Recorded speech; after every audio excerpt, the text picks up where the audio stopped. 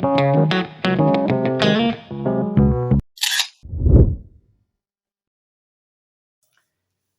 दोस्तों, मेरा नाम है राम और मैं स्वागत करता हूं आप सभी का डिजिटल दिल्ली चैनल पर। आज हम आप सभी से बात करने वाले हैं वृद्धावस्था पेंशन को लेके। तो वृद्धावस्था पेंशन 2026 में आप किस तरीके से लगवा सकते हैं, यानी कि आपकी जो ओल्ड एज पेंशन होती है दिल्ली के अंदर, आप अगर लगवाना चाहते हैं तो किस तरीके से लगवा सकते हैं। तो इसके दो तरीके होते हैं, मैं आपको दोनों तरीके बताने वाला हूँ कि दो तरीके, जैसे कि आप सभी को पता होगा कि दिल्ली के अंदर ओल्ड एज पेंशन अगर आप लोग ई डिस्ट्रिक्ट पोर्टल से अप्लाई कर रहे हैं तो आप अप्लाई नहीं कर पा रहे हैं। पर मैं आपको यहाँ पे दो तरीके बताने वाला हूँ। दोनों तरीके में से अगर आप एक तरीका इस्तेमाल करते हैं, जो कि मैं आपको आगे बताने वाला हूँ वीडियो में, तो आपको जो मंथली पेंशन मिलेगी, यानी कि प्रति महीना जो पेंशन मिलेगी, वो मिलेगी 3,000 रुपये महीना। और ई डिस्ट्रिक्ट पोर्टल से जो आप अप्लाई करके लगवाते हैं पेंशन, ओल्ड एज पेंशन यानी कि आपकी जो लगती है वृद्धावस्था पेंशन होती है जो, वो मिलती है आपको 2,500 रुपये महीना। तो आप अगर हमारे चैनल पे आए हैं पहली बार तो हमारे चैनल को कर लीजिए सब्सक्राइब, क्योंकि आपको हमारे चैनल पे इसी प्रकार की इन्फॉर्मेशन से भरी वीडियोस देखने के लिए मिलती रहती हैं, जहाँ पे आप सीख पाते हैं SC ST OBC सर्टिफिकेट बनाना। अगर आप जाति प्रमाण पत्र बनाना सीखना चाहते हैं तो हमारे चैनल पे सीख सकते हैं। और साथ ही साथ विकलांग पेंशन, वृद्धावस्था पेंशन, विधवा महिला पेंशन, और एक पेंशन होती है जो कि एक बार अमाउंट मिलता है दिल्ली गवर्नमेंट के द्वारा, जिसे कहा जाता है दिल्ली बेनिफिट स्कीम, यानी कि दिल्ली लाभ स्कीम। तो आप इस योजना के तहत भी एक बार 20,000 रुपये दिल्ली गवर्नमेंट से प्राप्त कर सकते हैं। ये सारी डिटेल्स भी आप हमारे चैनल पे देख सकते हैं। इसी प्रकार की इन्फॉर्मेशन से भरी वीडियोस आपको हमारे चैनल पे देखने के लिए मिलती रहती हैं। तो देरी नहीं करते हुए चैनल को कर लीजिए सब्सक्राइब, वीडियो को कर दीजिए लाइक।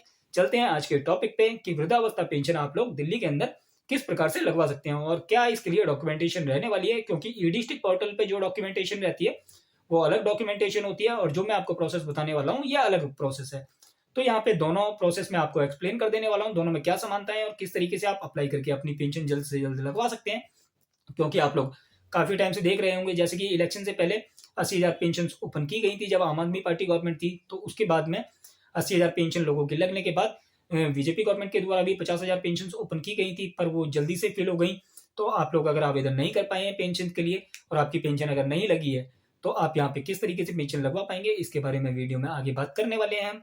और इसके लिए सभी दस्तावेज मैं आपको पूरी लिस्ट बता देने वाला हूँ, क्या क्या आपके डॉक्यूमेंट लगने वाले हैं। तो देखिए, अगर आप लोग यहाँ पे दिल्ली के अंदर बुजुर्ग पेंशन लगवाना चाहते हैं और अगर आपकी अभी तक बुजुर्ग पेंशन नहीं लगी है और आपकी उम्र 60 साल पूरी हो गई है, तो आप यहाँ पे आसानी से बुजुर्ग पेंशन अपनी लगवा सकते हैं, यानी कि वृद्धावस्था पेंशन, ओल्ड एज पेंशन। तो इसके लिए जैसे कि आप ई डिस्ट्रिक्ट पोर्टल से अप्लाई करते हैं तो सामान्य कुछ डॉक्यूमेंट यहाँ पे कॉमन रहने वाले हैं। तो डॉक्यूमेंटेशन भी मैं आपको बता देता हूँ क्या क्या आपके डॉक्यूमेंटेशन लगने वाली है। थोड़े से डॉक्यूमेंट अलग होने वाले हैं, जिस प्रोसेस से मैं आपको बताने वाला हूँ कि आपकी पेंशन लग सकती है। क्योंकि ई डिस्ट्रिक्ट पोर्टल से जो पैसा मिलता है, अगर आप अप्लाई करते हैं वृद्धावस्था पेंशन के लिए या विधवा महिला पेंशन के लिए या विकलांग पेंशन के लिए, तो जो अमाउंट मिलता है वहां पे 2,500 रुपये मिलता है। और जो मैं नेक्स्ट प्रोसेस बताने वाला हूँ, अगला डिपार्टमेंट आपको बताने वाला हूँ जिसके तहत आप आवेदन कर सकते हैं वृद्धावस्था पेंशन के लिए, तो वहां पे जो आपको अमाउंट मिलेगा, यानी कि जो आपकी पेंशन की धनराशि आपको मिलेगी आपके बैंक खाते में सीधा मिलने वाला है आपको 3,000 रुपये। तो आप ये प्राप्त करने के लिए थोड़े डॉक्यूमेंट सेम होने वाले हैं, थोड़े से यहाँ पे डॉक्यूमेंट एक्स्ट्रा होने वाले हैं। और आपको यहाँ पे अप्लाई करने के बाद क्या करना होगा, ये सारी प्रक्रिया अब मैं आपको एक्सप्लेन करने वाला हूँ। तो देखिए, पहले ई डिस्ट्रिक्ट प्रोसेस को समझ लेते हैं, उससे आपको आसानी होगी समझने के लिए कि किस तरीके से आप अपनी पेंशन लगवा पाएंगे। तो देखिए, ई डिस्ट्रिक्ट पोर्टल पे जैसे ही आप आवेदन करते हैं, यानी कि आवेदन करते हैं वृद्धावस्था पेंशन के लिए, तो सबसे पहले आपको ये पता होगा कि ई डिस्ट्रिक्ट पे आपकी आईडी बनी होनी चाहिए। ई डिस्ट्रिक्ट दिल्ली पोर्टल पे आपकी आईडी रजिस्टर्ड होनी चाहिए। इसी प्रकार से जो आपको नेक्स्ट डिपार्टमेंट में बताने वाला हूँ, वहां पे भी आपको आपकी आईडी बनी होनी चाहिए। तो उसके बारे में मैं आपको पूरा एक्सप्लेनेशन दूंगा, किस तरीके से आईडी बनानी है, किस तरीके से डॉक्यूमेंटेशन अपलोड होगी आपकी, और आपको क्या करना होगा नेक्स्ट स्टेप। तो देखिए, पहले आप यहाँ पे डॉक्यूमेंट समझ लीजिए कि आपके ये पास जो जो डॉक्यूमेंट होने चाहिए, जिसके बाद आपकी पेंशन आसानी से चालू हो जाए। वरना ऐसा होगा कि आप वीडियो को स्किप कर देंगे, और अगर आपने डॉक्यूमेंट में कोई भी मिस्टेक करी, जैसे कि आपका कोई डॉक्यूमेंट कम रह गया या आपने डॉक्यूमेंट ब्लर लगाया, तो आपको ये सारी चीजें पहले से समझ में आनी चाहिए कि किस तरीके से आपको डॉक्यूमेंट मैनेज करने हैं अपने, और ताकि आपकी पेंशन एक ही बारी में अप्रूव्ड हो जाए। ऐसा ना हो कि आप अप्लाई तो कर दें, अप्लाई होने के बाद आपकी जो एप्लीकेशन है उस पर क्वेरी रेज हो जाए या ऑब्जेक्शन लग जाए और वो सालों साल होल्ड पे पड़ी रहे। तो उससे बचने के लिए वीडियो को ध्यान से देखें और समझ लीजिए डॉक्यूमेंटेशन की प्रक्रिया, अप्लाई करने का प्रोसेस। तो देखिए, आपको जो डॉक्यूमेंट की जरूरत पड़ने वाली है, वृद्धावस्था पेंशन हो आपकी, या विकलांग पेंशन हो, या आपकी डिसेबिलिटी में हो, आपकी विधवा महिला पेंशन हो, जो भी आप पेंशन के लिए आवेदन करना चाहते हैं दिल्ली के अंदर अगर आप रह रहे हैं, तो आपको ये तो पता होगा कि दिल्ली के अंदर अगर आप कोई भी पेंशन के लिए आवेदन करना चाहते हैं या किसी भी सर्टिफिकेट के लिए आवेदन करना चाहते हैं, तो आपका आधार कार्ड बहुत इंपॉर्टेंट डॉक्यूमेंट हो जाता है। तो आपका जो आधार कार्ड होना चाहिए वो आपका दिल्ली का ही होना चाहिए, तभी आप यहाँ पे दिल्ली बेनिफिट स्कीम हो या फिर आपकी वृद्धावस्था पेंशन हो, कोई भी जो पेंशन स्कीम है या सर्टिफिकेशन के लिए आप यूज कर पाएंगे। तो आपका आधार कार्ड दिल्ली का होना चाहिए। इसके साथ साथ देखिए, आपका एक बैंक अकाउंट होना चाहिए। तो बैंक अकाउंट में अब यहाँ पे लोगों को कंफ्यूजन रहता है कि बैंक अकाउंट भी क्या दिल्ली का होना चाहिए। काफी बार ऐसा होता है कि जैसे मान लीजिए आपका अकाउंट, जो बैंक अकाउंट है वो किसी दूसरे राज्य का है और आपका दिल्ली में अकाउंट नहीं है, तो क्या आप यहाँ पे पेंशन लगवा पाएंगे? तो बिल्कुल आप ई डिस्ट्रिक्ट पोर्टल से भी लगवा सकते हैं, और जो नेक्स्ट डिपार्टमेंट में आपको डीबीओसी WWB के बारे में बताने वाला हूँ, वहां से भी आप पेंशन लगवा सकते हैं। आपका बैंक अकाउंट कहीं का भी चल जाएगा, किसी भी राज्य का आपका बैंक अकाउंट चल सकता है। यहाँ पे आपको बैंक अकाउंट से रिलेटेड कोई प्रॉब्लम नहीं होने वाली है। तो आपका बैंक अकाउंट किसी भी राज्य का चल जाएगा। बस आपके बैंक अकाउंट में आपकी जो फ्रंट पेज की कॉपी होती है वहां पे कुछ डिटेल मेंशन होनी चाहिए, जैसे कि आपका बैंक अकाउंट तो सभी पासबुक में अवेलेबल होता है, MICR कोड भी होना चाहिए और IFSC कोड भी होना चाहिए, और साथ ही साथ आपकी जो पासबुक है, पासबुक पे आपकी फोटो लगी होनी चाहिए और पासबुक आपकी अटैच होनी चाहिए बैंक से। तो ये बात का आपको ध्यान रखना है।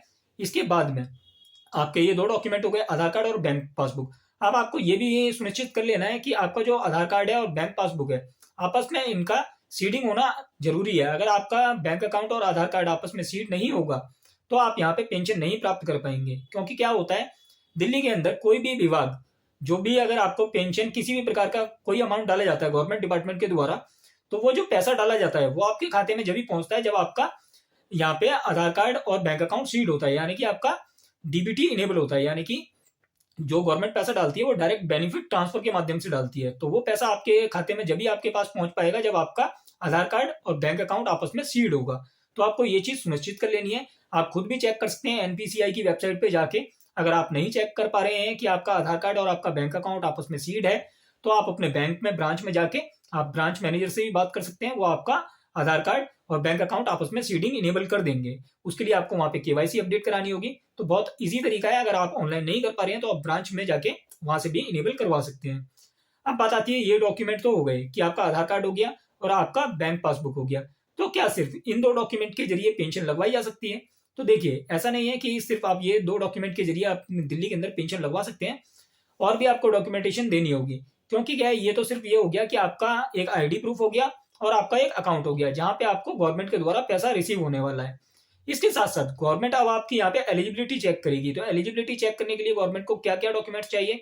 देखिए, आपका आधार कार्ड आपके एज के प्रूफ में भी कंसीडर हो जाएगा, जिससे ये प्रमाणित होता होगा कि आपकी उम्र 60 साल हो गई है। तो आप 60 साल की उम्र आपकी आधार कार्ड से प्रमाणित हो जाएगी।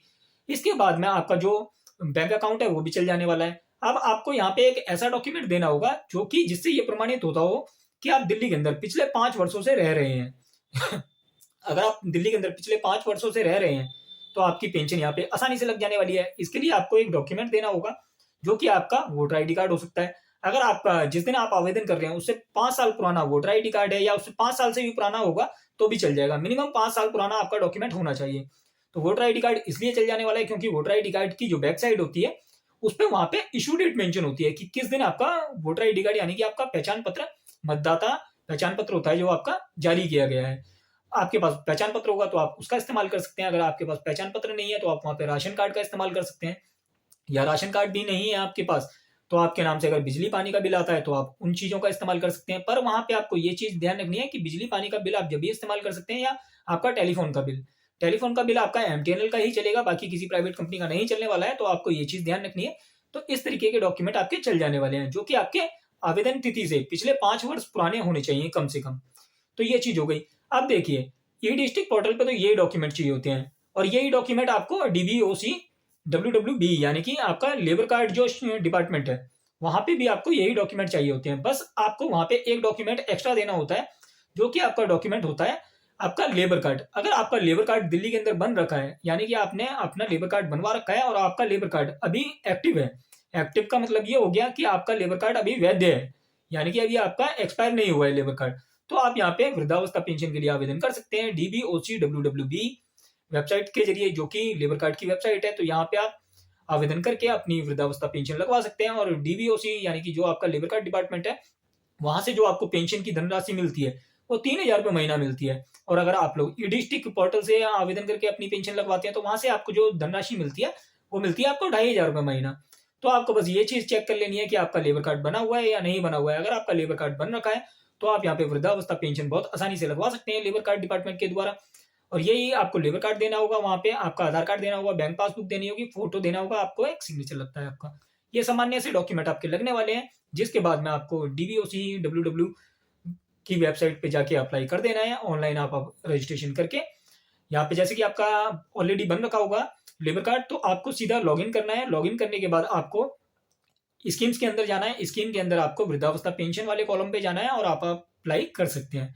अप्लाई करने के बाद जैसे ही आपकी एप्लीकेशन वेरीफाई हो जाती है, आपके डॉक्यूमेंट वेरीफाई हो जाएंगे, उसके बाद में आपकी पेंशन आपके खाते में आना चालू हो जाएगी। अगर मान लीजिए आपने आवेदन किया, आवेदन करने के बाद जो आपकी एक्नॉलेजमेंट स्लिप निकलती है, 15-20 दिन आप वेट कर सकते हैं। अगर जब भी आपकी एप्लीकेशन अप्रूव नहीं होती है तो आपको जो आपका लेबर कार्ड ऑफिस है, जैसे कि हमारे एरिया में जो झिलमिल वाला ऑफिस लगता है, तो वहां पे विजिट करना पड़ता है।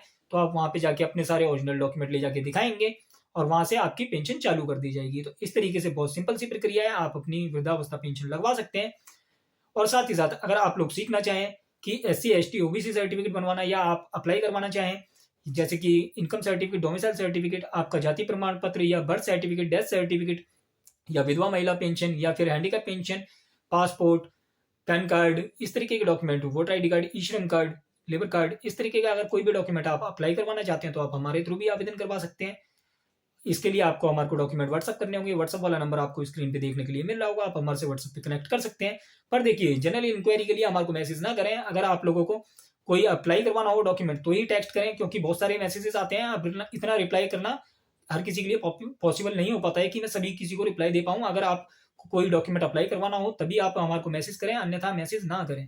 बाकी आप अपने जो क्वेश्चन हो आप कमेंट करके पूछ सकते हैं चैनल पे। उससे एक बेनिफिट ये हो जाता है कि आप जो क्वेश्चन पूछ रहे हैं, काफी लोगों के और भी मन में हो सकता है वो क्वेश्चन हो, तो उससे रिलेटेड मैं नेक्स्ट वीडियो आपको डाल दूंगा, ताकि काफी लोगों को एक ही बारी में समझ में आ जाए चीजें। तो धन्यवाद।